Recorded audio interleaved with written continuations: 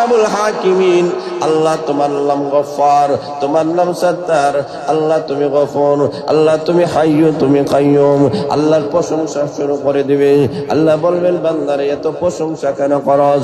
এবার আল্লাহ রাব্বুল আলামিন যখন প্রশ্ন করবেন, এখন বান্দা বলবে আল্লাহ তোমার কাছে একটা মাত্র দাবি গো আল্লাহ, অধিক দাবি নয়, একটা মাত্র দাবি, একটা মাত্র দরখাস্ত আল্লাহ তোমার কাছে করতে চাই। আল্লাহ রাব্বুল আলামিন বলবেন বান্দারে একটা মাত্র শুধু কথা বলবে আর বলতে পারবে না, একটা দাবি পেশ করবে আর পেশ করলে হবে না। তখন বান্দা বলে আল্লাহ একটা মাত্র দাবি পেশ করবো, আর কোনো দাবি পেশ করবো না। আল্লাহ বলবেন তোর দাবিটা কি?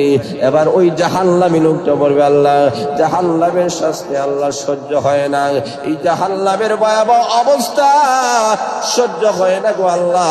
আল্লাহ তোমার কাছে দরখাস্ত, আল্লাহ মেহেরবানি করে আমাকে জাহান্নাম থেকে একটু বাহির করে দাও, জাহান্নাম থেকে বাহির করে দাও, সামান্য সামান্য বাহির করে দাও। এর মানে হলো দরজার সামনে আল্লাহ দিয়ে দাও। আল্লাহ রাব্বুল আলামিন বলবেন বান্দা তুমি তো আমার সাথে ওয়াদা করেছো একটা দরখাস্ত করবা, আমি তোমার দরখাস্ত কবুল করব, মঞ্জুর করব, তবে শুনে নাও আর দরখাস্ত করতে পারবা না। বান্দা বলে হ্যাঁ তোমার সাথে আল্লাহ ওয়াদা করলাম আর দ্বিতীয়বার কোনো আবদার পেশ করব না, দরখাস্ত পেশ করব না। আল্লাহ রাব্বুল আলামিন কিন্তু তার মনের অবস্থা জানেন। জোরে বলেন ঠিক না বেঠিক? আল্লাহ প্রত্যেকটা মানুষের মনের অবস্থা জানেন কিনা? আরো জোরে বলেন ইন্নাহু আলিমুম বিযাতিস সুদূর। আল্লাহ রাব্বুল আলামিন বলেন প্রত্যেকটা মানুষের মনের অবস্থা জানেন কে? আল্লাহ রাব্বুল আলামিন জানেন। ওই জাহান্নামী বান্দারা আরো অনেক দরখাস্ত করবে, কিন্তু মহান আল্লাহ তাকে বোঝানোর জন্য বলতেছেন আর তো কোনো দরখাস্ত করবে না গো, আর দরখাস্ত করবো না। আল্লাহ ফেরেশতাকে হুকুম করবেন ফেরেশতারা ওই লোকটাকে জাহান্নাম থেকে বাহির করেন, জাহান্নাম থেকে বাহির করেন, জাহান্নামের দরজার সামনে রেখে দাও। দরজার সামনে যখন রেখে দেওয়া হবে এমনি দেখা যায় তার সামান্য কিছু আরাম লাগতেছে। এবার আল্লাহকে ডাক দেবে, আল্লাহ আল্লাহ বলে ডাক দেবে। আল্লাহ ডাক দিয়ে বলবেন বান্দা এবার কেন আমাকে ডাক দাও? এবার বান্দাটা বলবে আল্লাহ তোমার কাছে আরেকটা মাত্র দরখাস্ত, প্রভু গো এই দরখাস্তটা যদি আল্লাহ তুমি পূরণ করেন আমি আর কোন দরখাস্ত করব না। আল্লাহ বলেন আমার সঙ্গে ওয়াদা কর।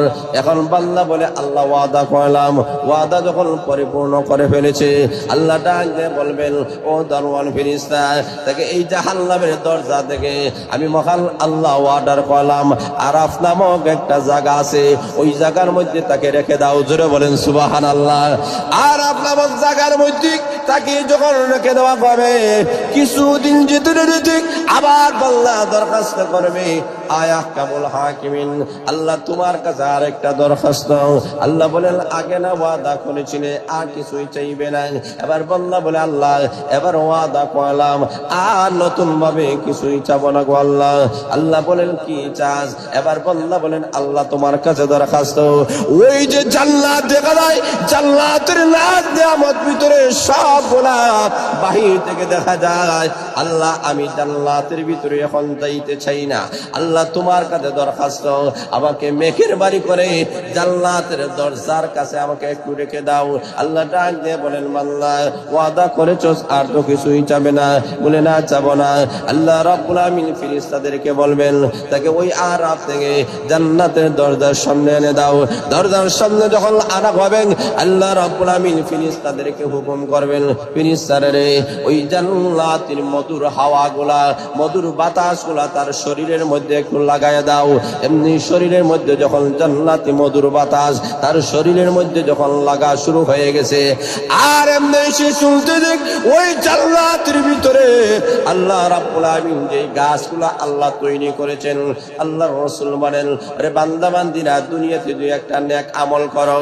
আল্লাহর নবী বলেন দুনিয়াতে একবার যদি সুবহানাল্লাহ বলতে পারো জান্নাতের ভিতরে একটা গাছ তৈরি হবে, এমন একটা গাছ তৈরি হবে হবে।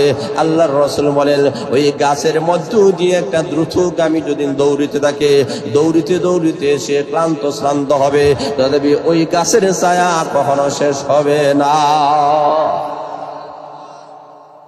এমনি দেখা যাবে ওই জান্নাতের ভিতরে ওই গাছের যে ডালগুলো আছে, ওই ডালের মধ্যে যে পাতাগুলো আছে, আল্লাহ নবী বিশ্বনবী রাহমাতুল্লাহ বলেন একটা পাতা আরেকটা পাতার সাথে যখন বাতাসের মাধ্যমে লাগে এক এক ধরনের বাজনা শুরু হয়। জোরে বলেন সুবহানাল্লাহ।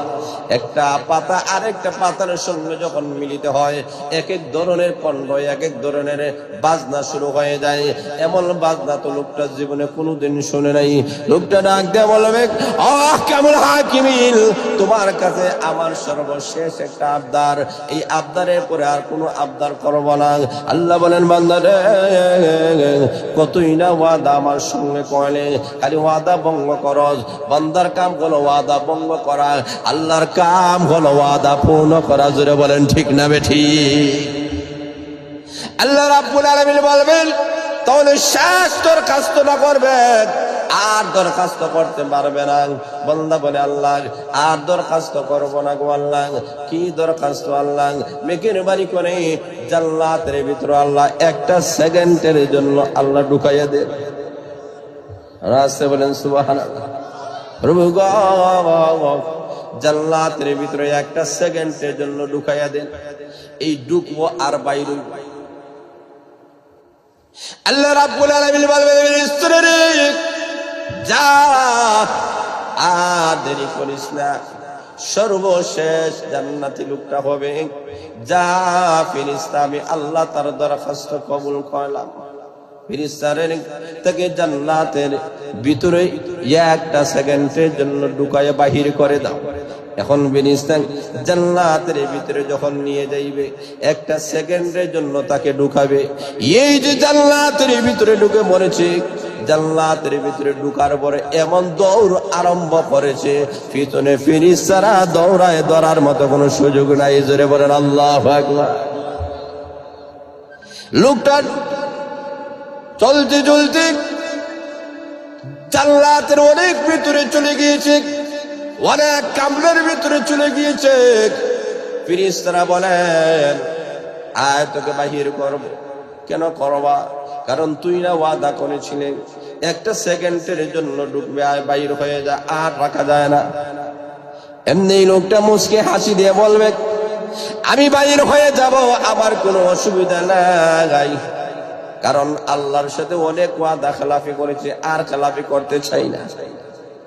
তবে আমি কোরআনের মাধ্যমে শুনেছি আল্লাহ রাব্বুল আলামিন তার ওয়াদা কখনো খেলাফি করেন না। আল্লাহ না ঘোষণা করেছেন ওই লোকটাকে জিন্দেগিতে কোনোদিন বাহির করা হবে না। এই ওয়াদাটা কার? আরো জোরে বলেন, আরো জোরে বলেন।